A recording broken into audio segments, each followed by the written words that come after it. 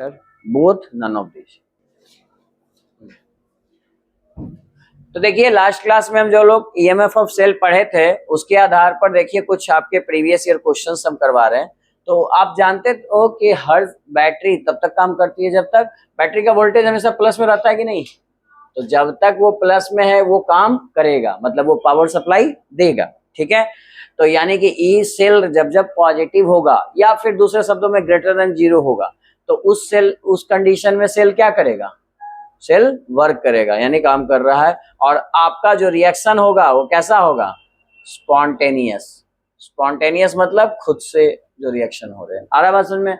लेकिन अगर हम बोले ई सेल आपका जीरो हो जाए तो वो कंडीशन क्या कहलाता है बोलिए, तब वो फ्लो नहीं होगा, दोनों तरफ बराबर है जी, तो क्या होगा, इक्विलिब्रियम कंडीशन होगा। याद आ रहा है आप लोगों को, ठीक। और जब निगेटिव हो जाए तब तो खुद से वो रिएक्शन कर ही नहीं सकता है, आपको एक्सटर्नल एनर्जी लगानी पड़ेगी, बाहर से एनर्जी देने पड़ेगी, जिसे को क्या बोलते हैं, नॉन स्पॉन्टेनियस। यही करवाया था कल। आप देखिए आपके एग्जाम में यही क्वेश्चन पूछा है, क्या पूछा है, ये 2021 में पूछा है, जेईई में नहीं है, बिहार बोर्ड का है, सब बिहार बोर्ड के क्वेश्चन है। क्या पूछा आपसे कि EMF of cell cell reaction at equilibrium, equilibrium पे क्या होगा सेल रिएक्शन, मतलब ई सेल की वैल्यू क्या होगी। और चार ऑप्शन भी आपको दिया गया है, बताइए, positive, zero, negative, none of this. आप क्या टिक करोगे, जीरो। आ रहा है बात समझ में। यही दूसरे तरीके से पूछा जाए कि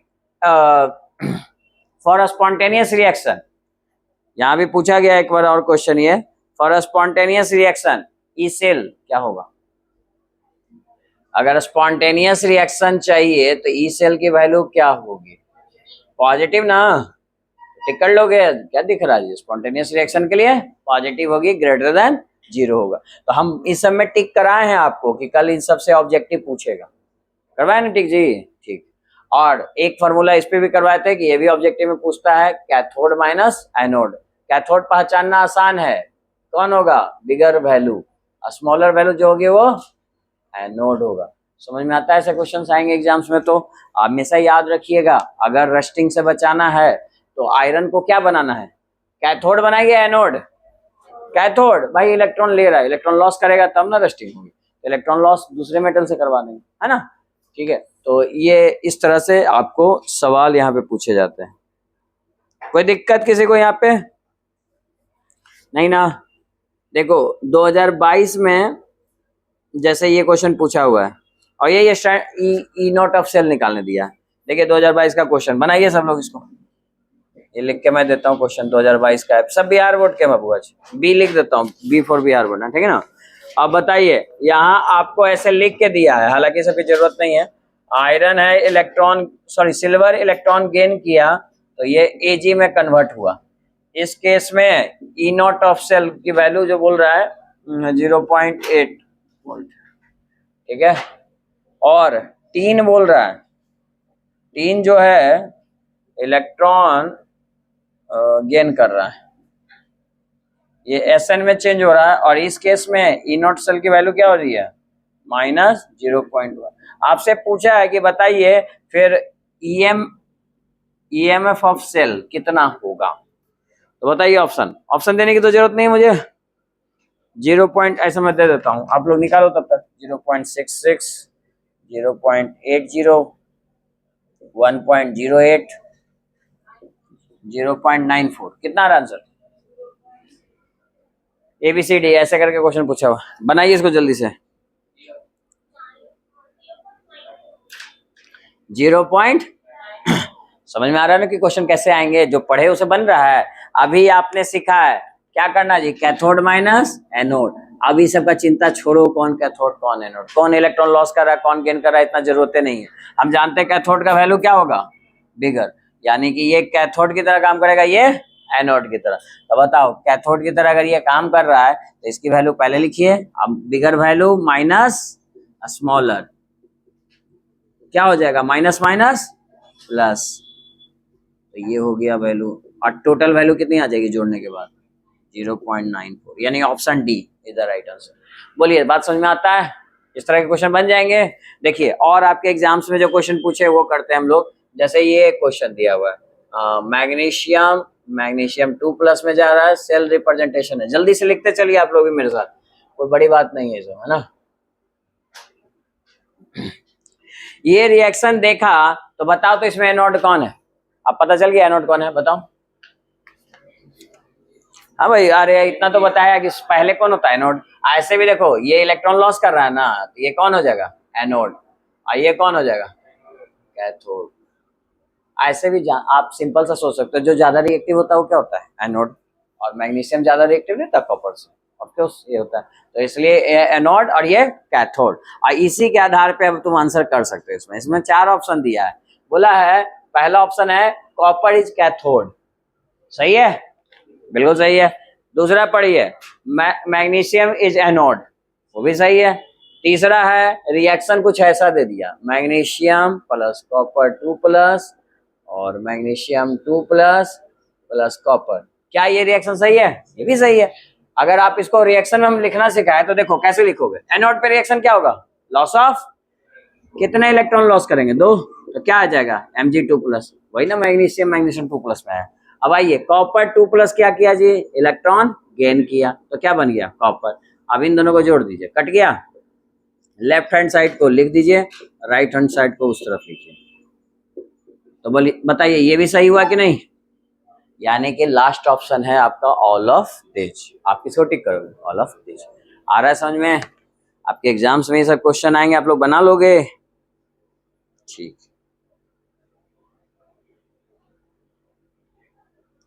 किसी को डाउट यहां तक कुछ भी तो पूछ सकते हो, नहीं ना? तो इस तरह का बहुत सारा क्वेश्चन आपके हैं क्वेश्चन पेपर में, आप बनाइए इनको। और बेस्ट है, एग्जाम्स के क्वेश्चन जरूर बनाने चाहिए। और ये आपसे बन रहे हैं तो इस साल के भी क्वेश्चन बन जाएंगे, क्योंकि क्वेश्चन रिपीट होता है। क्या होता है क्वेश्चन जी? रिपीट होता है। जैसे कल भी एक चीज पढ़ाया था आपको, एक्सटर्नल वोल्टेज के बारे में बता रहा था ना। एक्सटर्नल वोल्टेज अगर आप ज्यादा लगा दोगे तो क्या होगा? करंट का डायरेक्शन क्या होगा?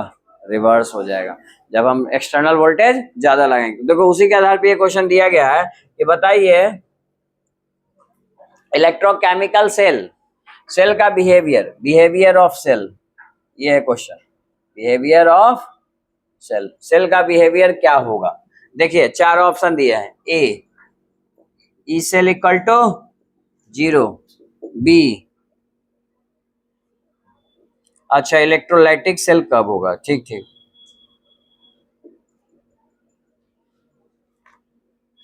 ग्रेटर देन ई एक्सटर्नल होगा।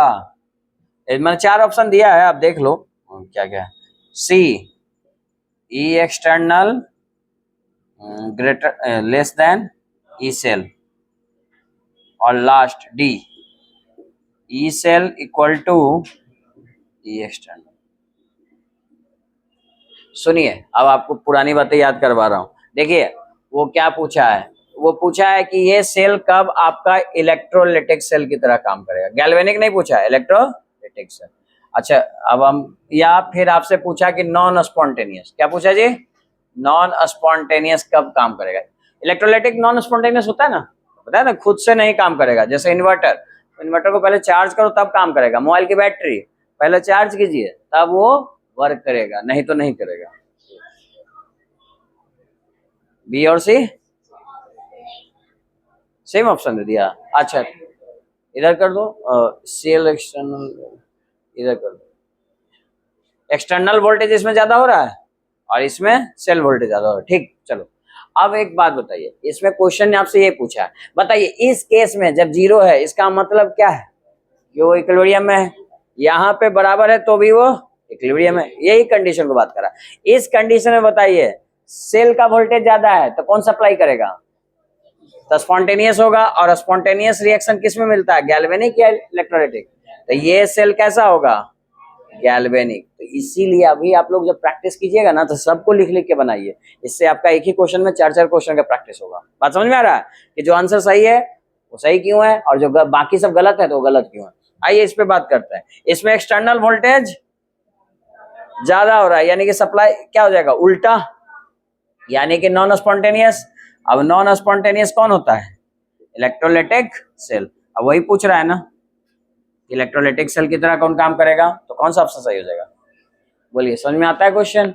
अब बताइए ये सब कॉपी में किए हुए कि नहीं? लेकिन एक बार आपको एग्जाम में जान बनाने के पहले ये सब बनाने पड़ेंगे, ठीक है? कोई भी आप प्लेयर ही देख लो ना जी, सबसे बड़ा बड़ा प्लेयर भी देख लो तो क्या करता है? तेंदुलकर चल जाता है सीधे वर्ल्ड कप खेलेंगे हम तो तेंदुलकर है, ऐसा करता है क्या? नहीं, वो ग्राउंड पे प्रैक्टिस करता है भाई, बहुत सारा प्रैक्टिस करता है। इवन जितने महान प्लेयर है वो ज्यादा प्रैक्टिस करते हैं। आपने देखा हो 8-10 घंटे प्रैक्टिस करते हैं तब उतने वो बने हैं। अरे बात समझ में? इसी तरह से आप लोगों को भी प्रैक्टिस करना होगा तो मार्क्स अच्छे आएंगे। नहीं तो आप सोचोगे कि हमें आता तो है, यही पढ़ के चल जाएंगे, यही सब क्वेश्चन आता है, बात तो सही यही आएगा, लेकिन इसमें कुछ कुछ गलतियां कर दोगे आप अगर आप डायरेक्ट टेस्ट दे रहे हो तो थोड़ा सा प्रैक्टिस आप लोग कीजिए। और जैसे देखिए एक और क्वेश्चन है 2016 में पूछा है, बस खाली क्वेश्चन सुनिए। In galvanic cell anode is, आज यही ना पूछ रहा था जी, गैल्वेनिक सेल में एनोड क्या होता है? Negative terminal, positive electrode, neutral, none of this. कौन होता है जी? नेगेटिव होता है। अगर यही इलेक्ट्रोलाइटिक सेल के लिए पूछ ले कि इन इलेक्ट्रोलाइटिक सेल एनोड इज, तो क्या टिक करोगे? पॉजिटिव। कैथोड क्या होगा? नेगेटिव। आ रहा है बात समझ में? तो इस तरह से क्वेश्चन बार बार आपको चेंज करके पूछ सकता है। यहां तक कोई दिक्कत नहीं ना? तो कल लास्ट क्लास में हम लोग क्या पढ़े थे, याद है आपको? लास्ट टॉपिक किए थे इलेक्ट्रोकेमिकल सीरीज। इसमें कुछ लिखे उखे हो कि कल कथा सुन रहे हो? हैं? ठीक है, समझ में नहीं आ रहा? अच्छा, तो वो तो आज पढ़ाएंगे, ये सब पूछ रहा हूँ इसमें लिखे ना, है ना? अपने काम का चीज लिख लेना इसमें से। चलिए अब बात करते हैं कल का। वो तो बस सीरीज मैंने लिखवाया है जिसमें कुछ अभी आपको बताया नहीं है, ठीक है? तो अगर हम बात करें, इधर मैं लिख देता हूं इलेक्ट्रोकेमिकल सीरीज।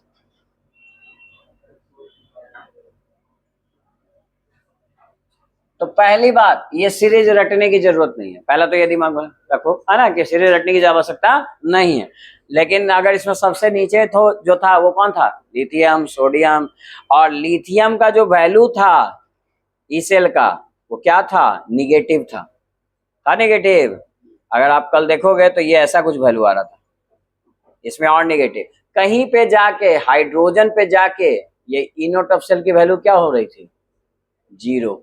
और जीरो के ऊपर फिर क्या होगी वोल्टेज? पॉजिटिव। मतलब कॉपर की भी आपको वैल्यू बताए तो प्लस इतना था। और सबसे ऊपर टॉप में कौन था? फ्लोरीन, जिसकी वैल्यू 2.87 वोल्टेज है, मतलब सबसे ज्यादा पॉजिटिव है ये। कोई दिक्कत किसी को? ये रफली थोड़ा सा छोटा सा वैल्यू रखो कि निगेटिव से पॉजिटिव की तरफ जा रहा है, लेकिन रिएक्टिविटी नीचे की ओर बढ़ रही है ना, नीचे ज्यादा रिएक्टिव। आप जानते हो ये कॉपर से ही सब ज्यादा रिएक्टिव है, सोडियम पोटेशियम यहाँ जो होता है। यहाँ तक दिक्कत है क्या कोई? नहीं ना? तो ये बनवाया था पहली बात, और ये सीरीज लिखाया था। यहाँ पे एक काम की बात आपकी क्या है कि हाइड्रोजन का जो ई नोट ऑफ सेल है, किसका? हाइड्रोजन का जो ई नोट ऑफ सेल है उसकी वैल्यू क्या होती है? जीरो। तो जीरो आप एक रेफरेंस की तरह यूज कर सकते हो।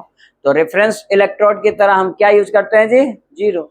अब भाई जीरो से हम बता देंगे कोई ऊपर है तो हम बता देंगे कि हाँ जी ये इतना है ऊपर है, मतलब +5 है तो बोलेंगे 5 का डिफरेंस है। यानी कि जीरो हम लोग कैसे यूज करेंगे? रेफरेंस इलेक्ट्रोड की तरह। तो ये बात नोट करके लिखो, लिखो यहाँ पे नोट करके। Hydrogen electrode use as a hydrogen electrode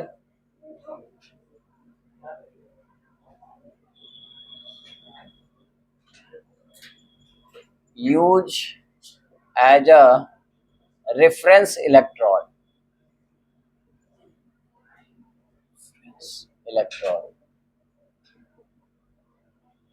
ठीक है, आप ये भी लिख लो, ई नॉट ऑफ हाइड्रोजन जो होता है वो कितना होता है? 0 वोल्ट। अच्छा, इसके नीचे जितने होंगे वो नेगेटिव, इसके ऊपर जो जो होंगे पॉजिटिव। इसके ऊपर वाले याद रखने बड़ा आसान है, सब महंगे एलिमेंट्स है जी, है ना? जैसे कॉपर से महंगा मरकरी, मरकरी से महंगा सिल्वर, सिल्वर से महंगा गोल्ड, गोल्ड से महंगा प्लेटिनियम। इस तरह से ये बढ़ता है। तो खैर ये सब रटना नहीं है आपको, बस ऐसे ही हल्का ओवरव्यू दे रहा हूँ कि आप ध्यान रखो इसको।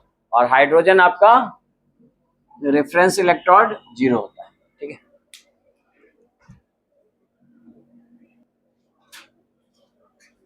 अगेन ये सीरीज वगैरह आप भूल जाओ, कोई दिक्कत नहीं है, आपको सीरीज रटना भी नहीं है। लेकिन ये याद रखिए कि जो निगेटिव वैल्यू है, जैसे जैसे वैल्यू कम हो रही है, निगेटिव होने का मतलब वैल्यू कम हो रही है, तो बिहेव कैसे करेगा, रिड्यूसिंग एजेंट। और जैसे जैसे वैल्यू बढ़ रही है यानी पॉजिटिव की तरफ जा रही है, बड़ी हो रही है वैल्यू, तो वो कैसे बिहेव करेगा, ऑक्सीडाइजिंग एजेंट। ये एग्जाम्स में पूछता है, ये थोड़ा सा लिख लेना और उसी के आधार पे हम इंपॉर्टेंस डिसाइड करते हैं किसका, इलेक्ट्रोकेमिकल सीरीज का। तो लिखो फर्स्ट पॉइंट, इसकी मदद से हम डिसाइड कर सकते हैं कि वो ऑक्सीडाइजिंग एजेंट की तरह काम करेगा या रिड्यूसिंग एजेंट की तरह। तो लिखो इलेक्ट्रोकेमिकल सीरीज की मदद से। सो लिखो it is used to decide the it is used to decide the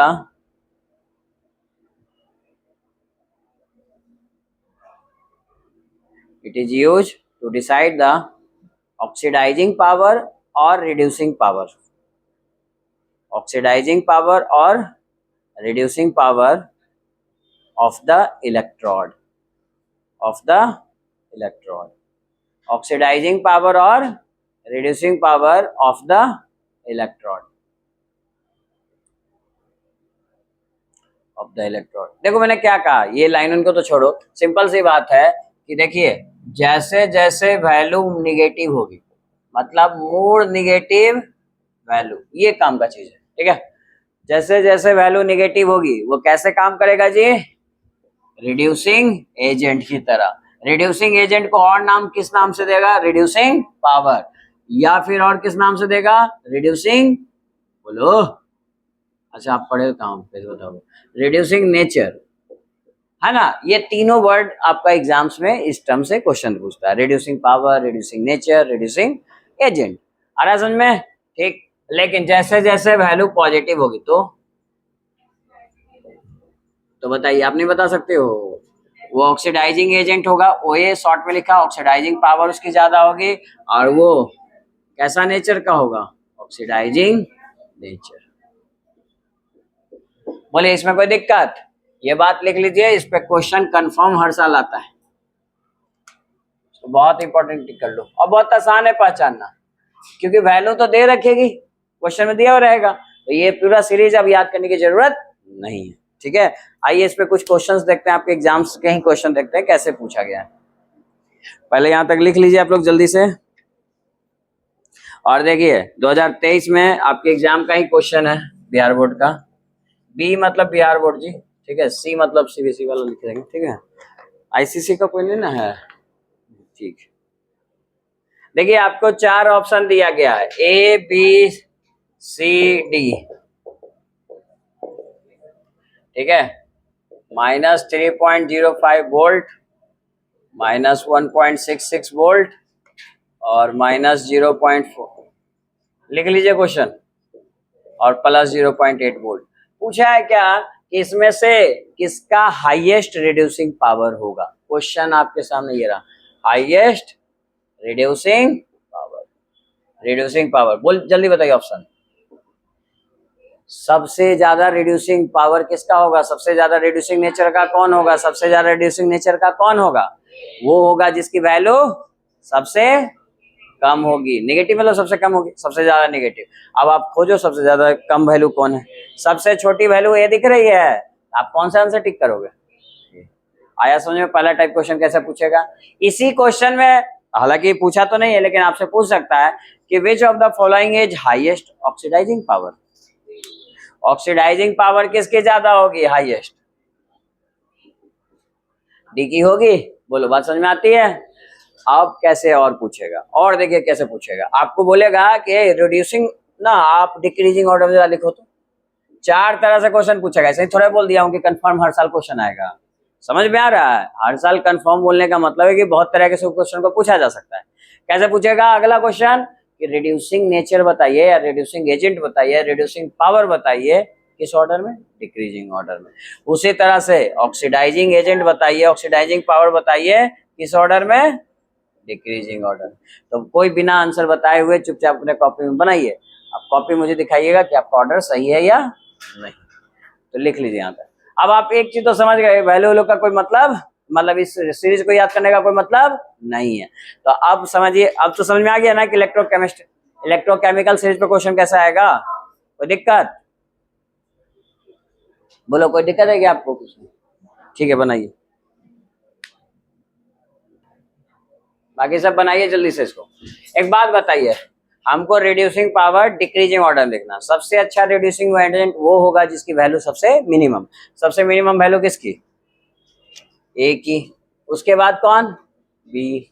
उसके बाद सी। उसके बाद डी। बोलिए कोई दिक्कत? बन गया। आप बताइए ऑक्सीडाइजिंग पावर नहीं अरेंज कर लोगे?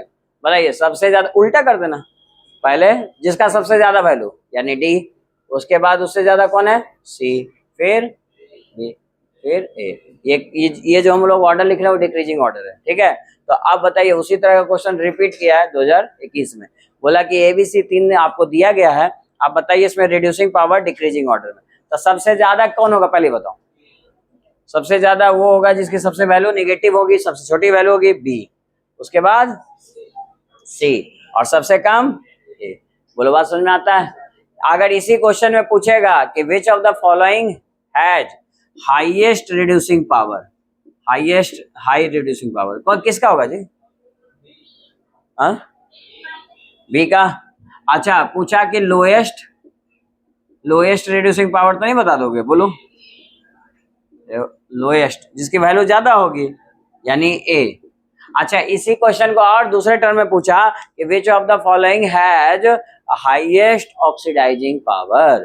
क्या पूछा जी आपसे? देखिए यही क्वेश्चन को कितने तरीके से पूछ सकता है, हाईएस्ट ऑक्सीडाइजिंग पावर।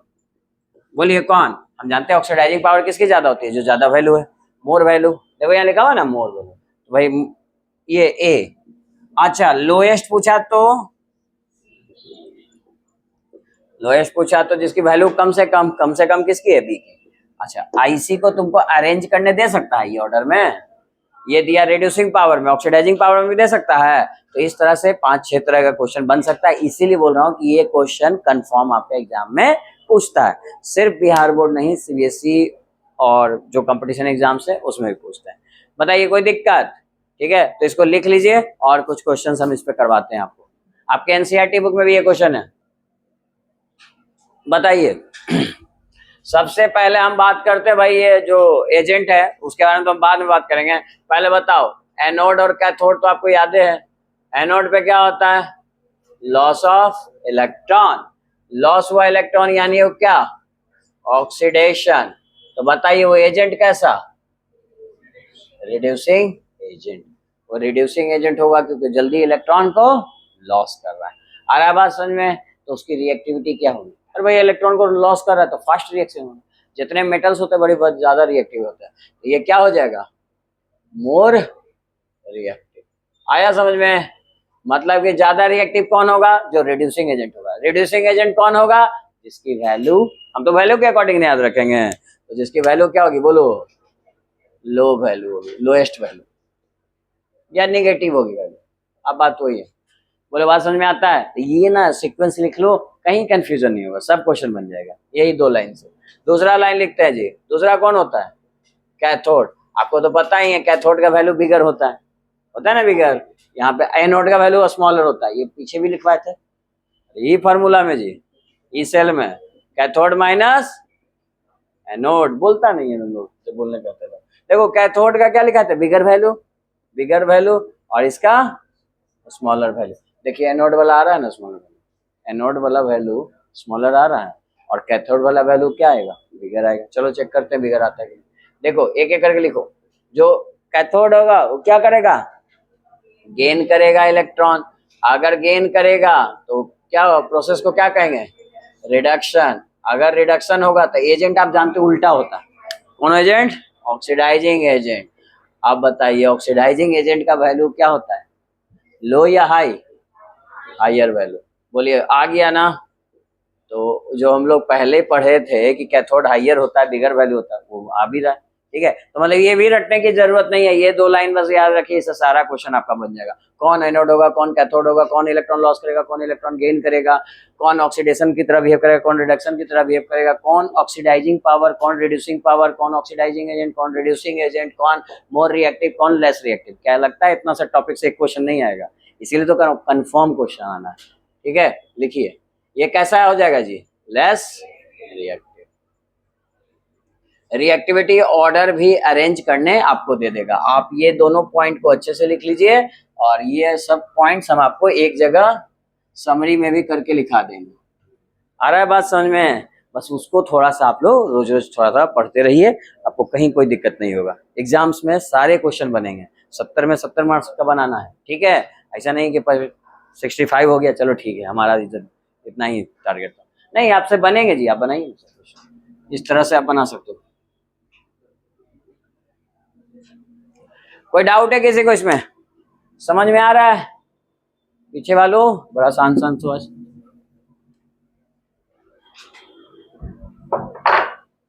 लिख लो यहाँ तक, बनाओ। हाँ यहाँ देखो, हमें रिड्यूसिंग पावर निकालना है। रिड्यूसिंग पावर का मतलब क्या? वैल्यू क्या होनी चाहिए? स्मॉल। सबसे ज्यादा किसकी होगी रिड्यूसिंग पावर? बोलो। जिसकी वैल्यू सबसे कम हो, सबसे कम होगी वो सबसे ज्यादा रिड्यूसिंग पावर होगा। लेकिन याद रखिए किस ऑर्डर में अरेंज करने बोला है? इंक्रीजिंग ऑर्डर में, यानी जो सबसे ज्यादा होगा सबसे लास्ट में लिखाएगा। आ रहा है बात समझ में? ये है इंक्रीजिंग ऑर्डर। तो बताइए सबसे ज्यादा किसकी होगी? जिसकी वैल्यू सबसे कम। सबसे वैल्यू कम किसकी है? तो सबसे ज्यादा रिड्यूसिंग पावर किसकी? पोटेशियम। उसके बाद किसकी होगी? मैग्नीशियम। इसके बाद कौन है? इसके बाद कौन है? क्रोमियम। उसके बाद आयरन। उसके बाद कॉपर। और सबसे एजी। ये आएगा? बोलो कोई दिक्कत? ये जो मैंने ऑर्डर लिखा वो किस ऑर्डर में लिखा?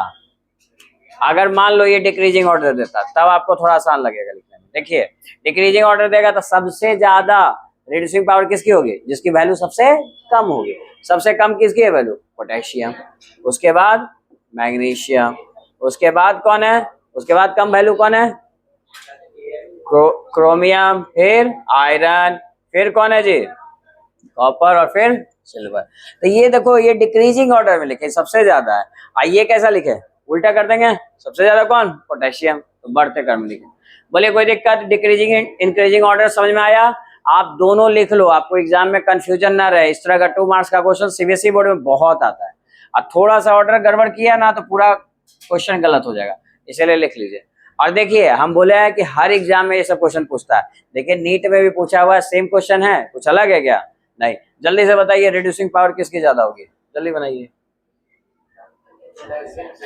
हाँ सब बना लिए? हाँ बताइए कौन होगा? भाई सबसे ज्यादा रिड्यूसिंग पावर तो होगी पोटेशियम की। और डिक्रीजिंग ऑर्डर लिखना, सबसे ज्यादा इसको लिखे। उसके बाद कौन होगा? एल्युमिनियम। उसके बाद क्रोमियम। उसके बाद कौन होगा? सिल्वर। बोलो कोई दिक्कत? तो ये क्वेश्चन पूछा गया था, आप ऑप्शन टिक कर देना। अगर इसी क्वेश्चन में हम पूछ दिया ऑक्सीडाइजिंग पावर लिखो जी डिक्रीजिंग ऑर्डर, लिख सकते हो? चलिए सब लोग ट्राई कीजिए, खुद से लिखिए, कॉपी दिखाइएगा मुझे, लिखिए।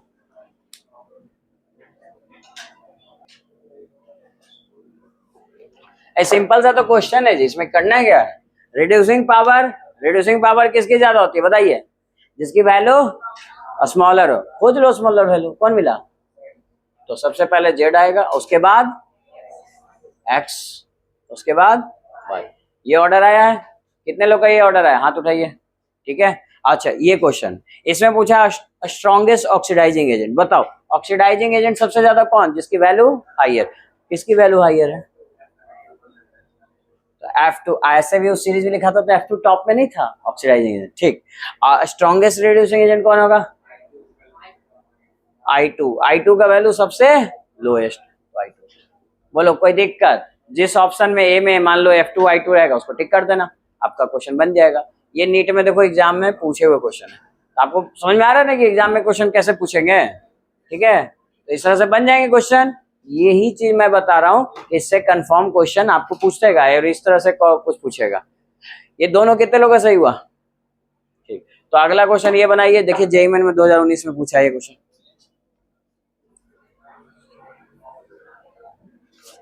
ठीक है, उसके बाद अगला क्वेश्चन हम लिखते हैं फिर। हाँ जी, इसमें A B C D कौन सा आंसर सही है? स्ट्रॉन्गेस्ट वो होंगे जिसकी वैल्यू हाईएस्ट होगी। हाईएस्ट वैल्यू कहाँ दिखा, यानी किसे टिक करोगे, H2O8। बोलो बात समझ में आता है, कोई दिक्कत? अगर इसी क्वेश्चन में पूछ दे स्ट्रॉन्गेस्ट रिड्यूसिंग एजेंट तो किसे टिक करते, बोलो, तो आप किसे करते हैं? ये नीट में नहीं पूछा है, ये जेईई में नहीं पूछा है, लेकिन मैं पूछ रहा हूँ, इसको टिक करते हैं क्योंकि लोएस्ट है ना। अच्छा हाँ, ये भी छोटा है तो Br2 सबसे छोटी वैल्यू ये है, तो रिड्यूसिंग एजेंट मतलब सबसे छोटी वैल्यू, यानी कौन सा आंसर सही हो जाएगा, Br2। आया बात समझ में? और अगर इंक्रीजिंग डिक्रीजिंग ऑर्डर में कहेगा तो अरेंज कर लोगे, तो इस तरह का क्वेश्चन आपको पूछता है। जैसे देखो यहाँ पे ये क्वेश्चन में फिर से वैल्यू दे रखा है इनका, और वैल्यू मैं लिख देता हूं।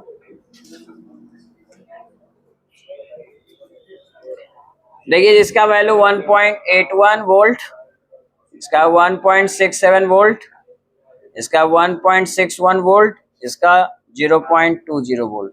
और इसको आपको किस ऑर्डर में लिखना है, ऑक्सीडाइजिंग पावर इंक्रीजिंग ऑर्डर में और डिक्रीजिंग ऑर्डर में, दोनों ऑर्डर में लिखो तो जरा जल्दी से आप लोग खुद से। इस बार मैं कॉपी देखता हूँ लोग बन रहा है कि नहीं, इतने क्वेश्चन बनाने के बाद बनने। हाँ जी देखिए, ऑक्सीडाइजिंग पावर अगर घटते क्रम में बोलता तो मतलब कि हम क्या करते हैं, ऑक्सीडाइजिंग पावर सबसे ज्यादा किसकी होगी, जिसकी वैल्यू सबसे बिगर होगी। सबसे बिगड़ वैल्यू किसकी बताओ इसमें, CO3 प्लस की सबसे बिगड़ वैल्यू। उसके बाद अरे लाइन से तो है जी, फिर कौन है, बोल नहीं रहे हो, हाँ लेड, फिर CE और फिर लास्ट में BI। ये मैंने किस ऑर्डर में लिखा, डिक्रीजिंग। इंक्रीजिंग में लिखना हो तो बढ़ते क्रम में लिखो, सबसे कम कौन, BI, इससे ज्यादा कौन, CE, इससे ज्यादा कौन, लेड, और सबसे ज्यादा कौन, CO। कितने लोग का सही है, सबका सही है। तो ये लास्ट क्वेश्चन बनाओ और आप बताओ इसमें कौन सा ऑप्शन सही है, ABC में, जल्दी बोलिए।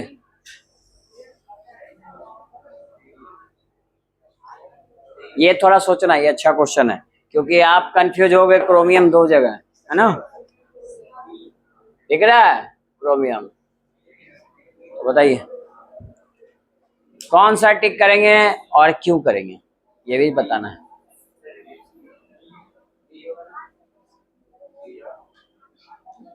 अरे वहां ऑप्शन है ABCD, बी कह रहे हो, क्लोरीन का तो कोई मतलब ही नहीं है। हाँ सी कितने लोग कह रहे हैं, अच्छा ए कोई नहीं, बाकी क्या सोच रहे हो, हाँ डी। ए देखो स्ट्रॉन्गेस्ट रिड्यूसिंग एजेंट का मतलब क्या, जिसकी वैल्यू क्या हो, लोएस्ट। लोएस्ट वैल्यू खोजो किसमें, लोएस्ट वैल्यू दिखाइए, यही ना लोएस्ट वैल्यू। अब बताइए ये तो लोएस्ट है, अब दिक्कत है कि क्रोमियम से ये जा रहा है, तो हम किसको टिक करें, ये तो कंफर्म हो गया ना, ये नहीं होगा ये दोनों जी, इसमें दिमाग मत लगाओ, होगा तो यही दोनों में होगा क्योंकि यही ऑप्शन आ रहा है। लेकिन इसमें लिखेंगे किसको बताइए, किसको लिखेंगे और क्यों लिखेंगे, CR को लिखेंगे क्योंकि ये पहले हुआ करता था और बाद में ये चेंज हुआ, यानी इलेक्ट्रॉन गेन करके ये ऐसा बन गया, तो ये ऐसा बना तो इसी को ना टिक करेंगे जी। ये किसकी वैल्यू है, बनने के बाद ना वैल्यू है इसकी, आ रहा है समझ में, ये वैल्यू कौन सी वैल्यू है, इसके बनने के बाद। अच्छा देखो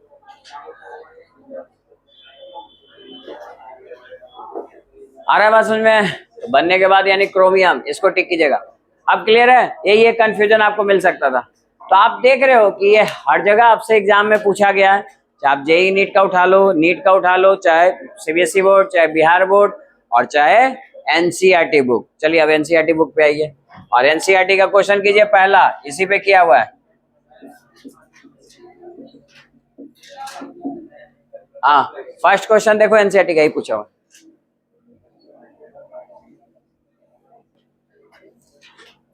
हाँ जी, पहला आपका जो इंपॉर्टेंस है इलेक्ट्रोकेमिकल सीरीज का वो है ऑक्सीडाइजिंग एंड रिड्यूसिंग पावर। उसके बारे में बिल्कुल चिंता नहीं करनी है, वैल्यू देखना हमको बताना है, कुछ नया कोई उसमें कॉन्सेप्ट नहीं है। लोएस्ट होगा तो कौन होगा, ओए या आरए, आरए, और मैक्सिमम वैल्यू रहा तो OA। बस बात खत्म। अब दूसरा होगा, इससे हम कैलकुलेट कर सकते हैं क्या, ई सेल, किसकी वैल्यू कैलकुलेट कर सकते हैं, ई सेल। तो लिखो to calculate EMF of cell. अच्छा, ईएमएफ ऑफ सेल निकाल सकते हैं, मतलब ई सेल निकाल सकते हैं, तो उसका तरीका तो बताया है क्या जी, कैथोड माइनस एनोड। तो क्या कैथोड और एनोड खोजोगे आप, बिल्कुल नहीं। आपको एक शॉर्ट ट्रिक पता है क्या जी, बिगर वैल्यू माइनस स्मॉलर वैल्यू। अभी बताया ना, कैथोड पे कौन जाता है, बिगर वैल्यू, और माइनस एनोड पे कौन रहता है, स्मॉलर वैल्यू। तो बताइए इस क्वेश्चन में भी कुछ याद करने की जरूरत है आपको, नहीं, ये तो सिंपल सा बात है जी, उसी पे ना बन रहा है, बिगर वैल्यू माइनस स्मॉलर वैल्यू, ये करके आप इसको निकाल सकते हो। तो फिर से हमने कुछ याद किया नहीं, क्योंकि वैल्यू आपको क्वेश्चन में गिवन रहेगा। वैल्यू किस में रहेगा, क्वेश्चन में गिवन, तो आप बना लोगे ना इस अकॉर्डिंग। देखियो जैसे एक छोटा सा क्वेश्चन इस पे देखते हैं।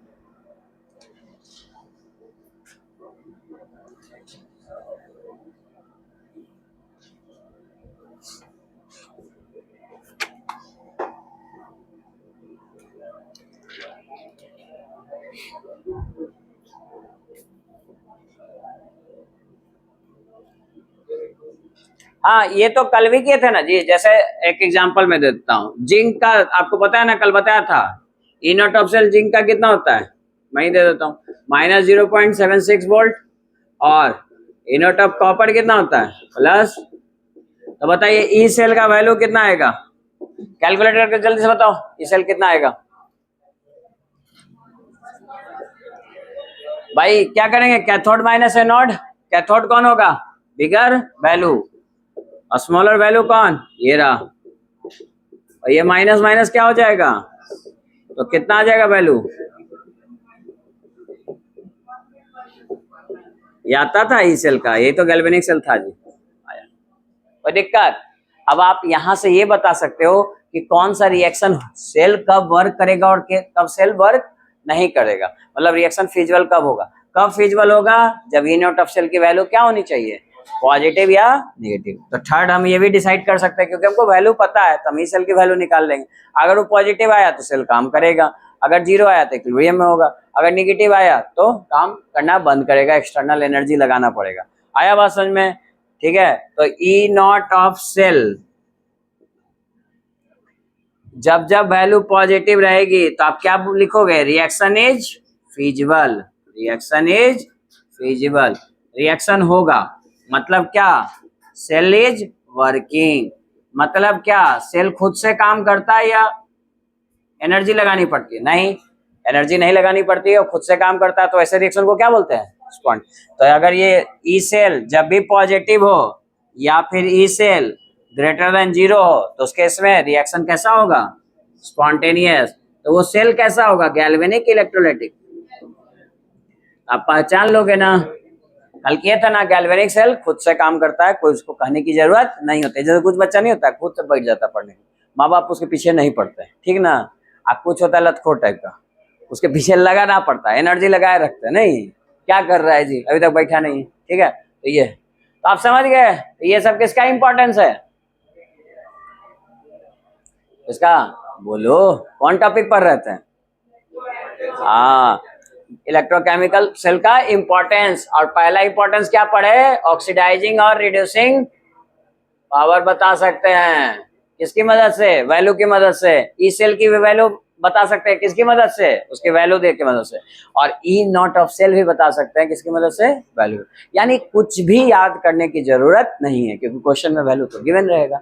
आया समझ में, यहां तक कोई डाउट, तो ये सारे टॉपिक रिवाइज हो गए आपके, कोई दिक्कत, हमेशा याद रखिएगा। ऑक्सीडाइजिंग पावर किसकी ज्यादा होगी, जल्दी बोलो, रिवाइज करते एक बार। ऑक्सीडाइजिंग पावर किसकी ज्यादा होगी, जिसकी वैल्यू ज्यादा। रिड्यूसिंग पावर किसकी ज्यादा होगी, जिसकी वैल्यू कम। ऑक्सीडाइजिंग पावर को और क्या क्या कह सकते हैं, ऑक्सीडाइजिंग एजेंट, ऑक्सीडाइजिंग नेचर, और रिड्यूसिंग एजेंट को क्या कह सकते हैं, रिड्यूसिंग पावर और nature. E nought of cell वही कैथोड माइनस एनोड नहीं पहचानना है कौन कैथोड है कौन एनोड, वैल्यू देखो और उससे बता देंगे। कैथोड की वैल्यू हमेशा बिगर और इसकी स्मॉलर। और लास्ट में अगर ई नॉट सेल पॉजिटिव आता है तो मतलब वो क्या होगा, सेल काम करेगा। सेल खुद से काम करता है, इसलिए कैसा रिएक्शन, स्पॉन्टेनियस। जो स्पॉन्टेनियस रिएक्शन होते हैं वो कैसे सेल होते हैं, गैल्वेनिक सेल। ये सब क्वेश्चन आएगा, समझ में आ रहा है। चलो होमवर्क लिखो, HW NCERT बुक का क्वेश्चन नंबर 1, 2, 3 आप करके ला सकते हो, ठीक है। यहाँ तक रिवाइज कर लेना।